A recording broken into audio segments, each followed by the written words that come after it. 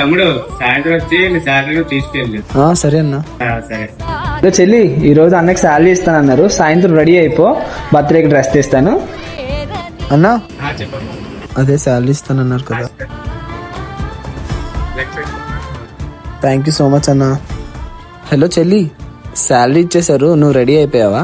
రే lucky, నీ చెల్లంటే నీకు చాలా ఇష్టం. తన కోసం నువ్వు ఏమన్నా చేస్తావు. నీకు అనిపించదా నీ కోసం ఎప్పుడు డబ్బులు దాచుకోవాలని?